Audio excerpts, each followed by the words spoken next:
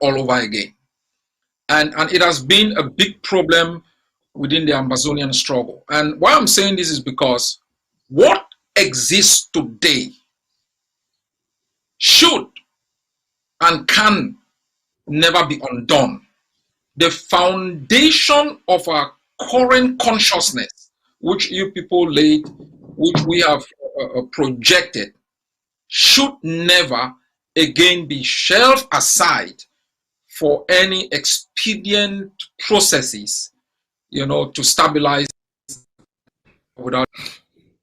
And this should be a lesson of us. And I think one of the biggest things that has bedeviled our generation, which social media has helped to solve a bit, is the basket of knowledge. Yeah, Cameroon has wallowed in deception, revisionism, and it has used familiar faces amongst us, you know, to perpetuate and propagate the deception. The amount of input in terms of knowledge that you have will determine how resilient you can be in a struggle for liberation. Because a struggle for liberation is very enduring. It's very difficult. It is. Yes, and endurance is only based on a foundation of knowledge that what you are fighting, shedding your blood for, and dying for is not some contraption based in deception. And I think the social media has given us an opportunity to continuously have this discussion that we are having today, so that Amazonians should know, number one, there has never been any historical entity called Cameroon as a legal state accepted on international law as such, with borders fixed, including Amazonia. It has never existed. And as you talked about the laws of the creation of states, it's dissolution. The concept of nation state is a young one from the Westphalian notion of concept of nation state. The only time Cameroon has existed as a state was from 1st January 1960. And it didn't still include Amazonia. And the notion of reunification based on the assumption that we were first together is also what you describe as a fraud that Amazonians should never buy. And even that of unification as born out of the 1972 maneuver is also a fraud. You cannot build a nation on a foundation of fraud and deception. It will crumble like, you know, anything that has existed before us, more powerful than Cameroon has been. And I'm glad that we are having this conversation to let our people really have a stronger foundation upon which, you know, they continue to resist and die. Yeah, our people should know we have our country well secured, international boundary treaties, unmovable, very, very clear, you know, and during the Bakassi case, what has simply just happened is we will not need to litigate that Nigerian boundary anymore because now the pillars have planted everything. Exactly. On the other side of French Cameroon, the pillars are there already. So we are on firm grounds. The only little things which I see we will need to tidy up there is a maritime boundary, one with French Cameroon and two with Equatorial Guinea. And then we'll be in good shape. So we are on firm grounds. We are on firm grounds. We are well poised to become one of the leading countries on the African continent. And I've told our people, and I keep on saying, this is time for our engineers to shine, for our geographers to shine. And somehow I have a feeling that the day after independence, our people are not likely to give us more than 5 years to show that all this suffering has been worthwhile. In other words, they would like to see the network of roads like the countries that have been there in Europe and America and so on, from Victoria to Nkambe back, and railway connectivity from Victoria to Nkambe and the development of the ports. This is going to happen. And this is why right now we should start making those plans and laying everything on the ground So when we get to Boya, we don't start scratching our head and say, okay, fine, let's figure out what. This thing would already have been figured out while we're out here in exile. So we'll go down there, it's just a question of implementing and seeing how we get on. People have raised issues of money. Well, when we get to our bridge, we'll cross it. And I don't think accessing money to build infrastructure, road, railway, ports, and so on will be going to be a problem. Not going to be a problem. That's going to be access. So these are the challenges that we have. We should probably look forward to the future and with confidence and the things we need to do. Our people want to see a difference from French Cameroon. God forbid that after independence, we still inflict the agony the people have suffering now on our people. So it must be a free people in every respect, freedom of movement. They have a choice, ride in their cars on a very good road, take the train if they want to take the train, go in any part of the country they want at their own convenience. You can be in Bamenda, you hop down to Victoria, it's just a question of a few hours, and hop back to Bamenda if you want to, and vice versa. It should be like that. And that's what independence is. And you choose where you want to live, in a comfortable home. If we have good road connectivity, anybody will stay in that village if they want to. I can stay in Osha and come on and walk in Bamenda if I want to. It's just a matter of just less than an hour, a few minutes. So this is the ambition, the kind of thing we want for our future nation. That different possibilities. Fly in, fly out. Come by sea if they want to. Have boat rides leisurely from one end of the country to another. So I hope and I pray that our people are listening, and our scientists are listening, and our engineers are listening, our doctors and all our professionals, pharmacists, nurses, and so on. This is the challenge. Thanks a lot, Prof. I'm going to allow you, as a big brother, biggest brother in the house, you will give the concluding statement. I will just I'll give my own statement, and you will as I said to you, you must make sure that we work extremely very hard to get this thing, so that you and the phone is still around. The Ongoji Dinka, he's there. Yeah. And I must arrange. I don't know, to go to Britain. Sometimes I don't know when. With all the lockdown, I don't know. Yeah, when we meet again, there we should be able to pay him a visit, and yes, listen to him, get his blessing somehow. But this is what is important for the reason why Ambazonia has failed itself has been the absence of an army to defend what belongs to it. We should make no mistake. All of our intellectual argument, all of the treaties that give us the notion of statehood, all of the laws, natural and treaty that makes us a state will be totally irrelevant in the absence of the instruments of defense. And sometimes when I talk about defense, people feel like, it's just thinking about war. When you live in a neighborhood where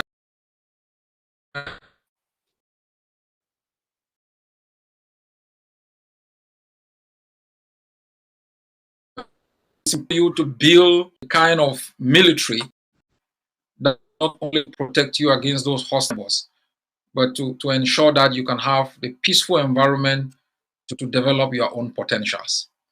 And that's why, see, in the past 20 something years, we have argued strongly, and you are aware of this from the time we left the University of Boya, that Cameroon is a rapacious state that believes in arrogance, in war weapons. And the only time it's going to respect Ambazonia is when Ambazonia flexes its muscles and show Cameroon that we can match them based on arguments and ideas, but it can also match them based on firepower. And I am grateful that so far this idea has become a universal currency that every village, every block, has bought into, and people are rising up within different places to defend their neighborhood against, the penchant of the colonial state. On the 29th, we are launching a major fundraiser to continuously provide for our people the instruments with which they can defend themselves. We have recognized in the past few months the fact that once our forces became lethal against Cameroon moving targets, they decided to entrench themselves in armor. And I argued a few months ago that these armor cars have given Cameroon the opportunity to penetrate into our hinterlands, burn down villages, commit atrocities, and walk back. And you have asked me several times, what the hell is happening with you? You said, Cho, what the hell is happening? That these guys could simply just drive a column of armor cars uninterrupted. It's because our AK-47s could no longer stop them. And that's why we have developed the technology, to be able to beat them within those armor cars. And our fundraiser on the 29th is to make sure that we are able to protect about 5 states with this new technology, and to provide our forces with heavy artillery like machine guns to enable them to defend territories that we presently control in a dynamic fashion. And I hope, Prof, that you will add your voice to all Ambazonians to continuously entrust in us the opportunities to provide to the men and women who have sacrificed for the past have the opportunity to defend themselves and our villages. And thank you very much for having been here with me. I think I've learned a lot, and I'll still be doing a lot of reading of your historical material. And I am also grateful to the fact that you talked about setting maritime borders, fixed borders, and those things. Those things are relevant at the time when Cameroon surrenders and negotiates itself out, or decides at any time to come forward to negotiate itself out. And people like you will be instrumental in being able to hold them accountable for relevant issues necessary for them to leave our country.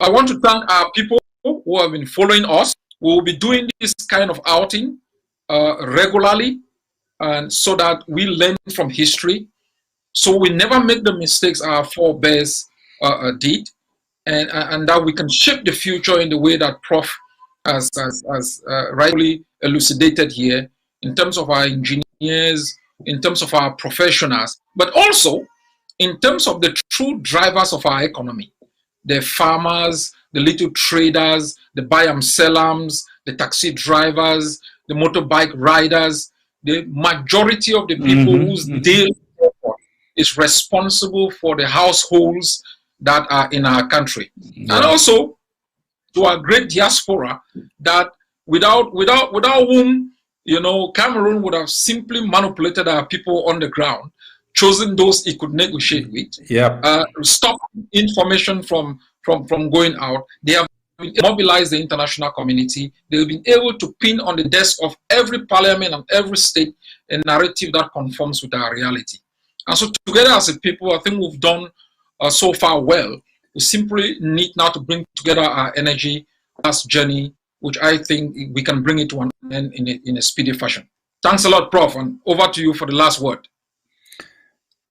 Thank you. I'll be brief. I just want to say that our people should have confidence in themselves, and that they should be preparing now, as the ultimate sacrifice is being made by our fighters on the ground, whom we must support in every possible way we can, either with funding or with our knowledge, with our creativity, with our inventiveness, and with our ingenuity.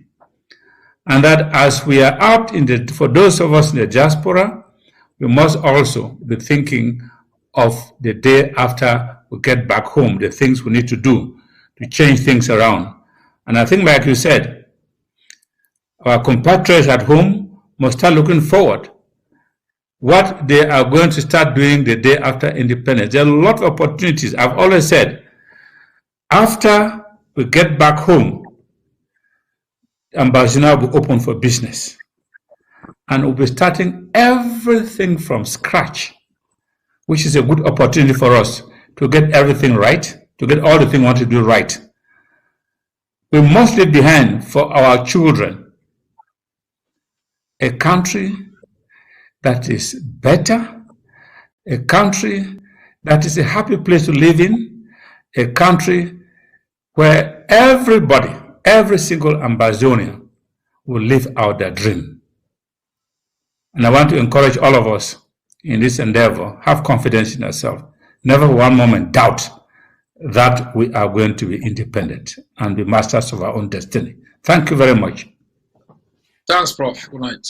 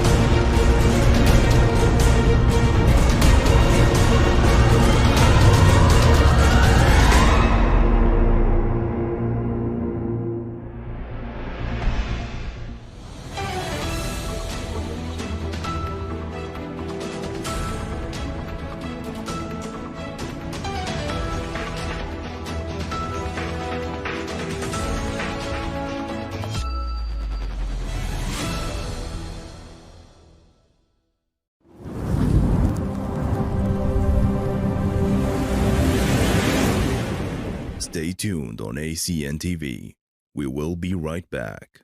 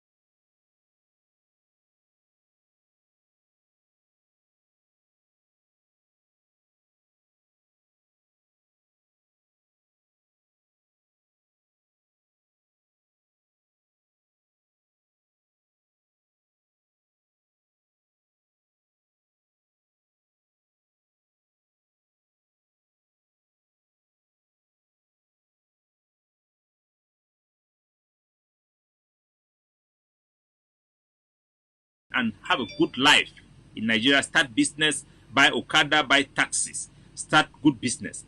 These Amber boys, Ambazonian fighters, are patriots. who are sacrificing their all, putting everything on the line, their life and everything, to fight for freedom, to face the enemy head on, broad daylight, like the one we see in Munya.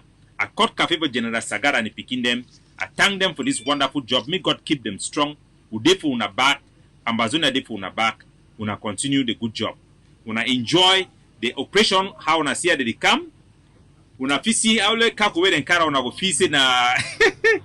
Now the same people and this, this guy they at one point they believe in the IG, they believe in the government ideology, and they had actually aligned themselves under the IG. They never got a dime from these people. The last time they had the operation to stop the Nations Cup, where they collaborated with Saint Forces to meet them and they joined, they really bring together. Sagat really brought people together with our captain. They work together to make sure things happen. These guys, they call him Fombat. They collect, I think, about 10,000 US dollar and eat that money. And these children are putting their life, they buy things for more than that money with their own money. And you go on social media, you see some of these guys still saying that is the IG. I think the Fombat guy made a write-up saying that it is a Fakofa action group. They just pick on names on social media and then try to gain, but it doesn't matter. What matters is that the enemy is on the run. And on this attack, they attack the enemy, they run away, they use mortar shell within civilian area to hide themselves and run away. The backup that was coming in Munya was held back and they run. Where then they? So now see, La Republic is defeated. Their invincibility is shattered. They run away in the face of Amber Boys. They run away. When I check about and La Republic, when they fight with salary, Amber Boy they fight when they donate their own money for fight. They use their own money for fight. When I feel win this gun. When I surrender, when I pack, when I back, when I go for it today, when I go see when I open for it. Me can settle this problem. America don't tell them. They cannot win us in our own land. That is a fact. Might bring some of those Munya videos and where they don't give you a lot of pride, a lot of encouragement. We salute the mountain lion for this great job where they don't do. We salute General Sagar and in them. Come. Now inside Munya this, not be bushes. The boys are not in the bushes. These boys are in the cities. But I still speak them. I know some people they complain about the fact that their face them be the show. Mountain lions inside Munya, inside Boya. Yeah, mountain lions. When I go see that 36 teeth guys, Koyewan and Jeka, who they come out, they talk, they give names on the people who are telling their names on their videos. You can hear them calling their names. Mountain lion inside Munya, inside Boya. No. So Boya it goes stand up back. All forces them work hand in hand. We call on all civilians them. I need more informant. We need more intelligent unit them for inside to assist these boys to do their job completely. We will continue to make sure they get the resources and the necessary support to translate all these actions them into victory. Might bring the other video for inside Munya. I think so. We don't see this one. When I forgive me as I the turn so my eye the pass now because I the touch computer.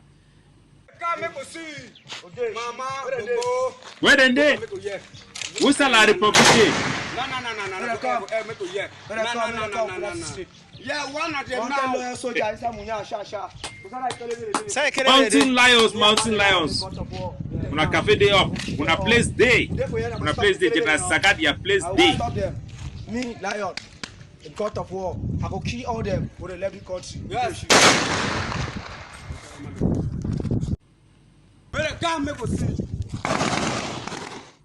So those are the sounds of freedom.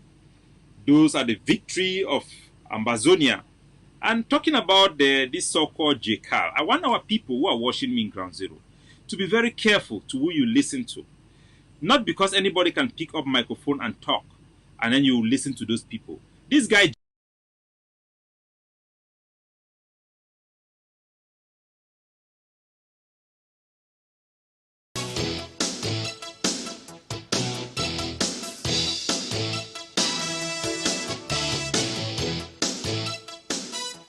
All right, welcome back. Yes, as you've seen there, we're joined by His Excellency Rotimi Akeredolu, SAN, Governor of Ondo State and Chairman of Southern Governors Forum. Good morning, Your Excellency. Thank you for joining us today on the program. Well, I haven't seen those recommendations yesterday, which is what we'll discuss, but the mood in the country has been a lot different from what it was, and who knows what it might turn out to be tomorrow. But what was the mood in the room yesterday? Was it that of frustration, helplessness, or what on the part of the governors?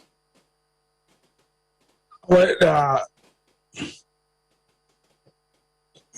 because there's a delay. I hope you are hearing me. Let me say this. Let me say this and at least correct this almost immediately. We meet as governors of our respective state, and one person for now coordinates. We have not chosen a chairman in particular, so I need to correct that impression that chairman.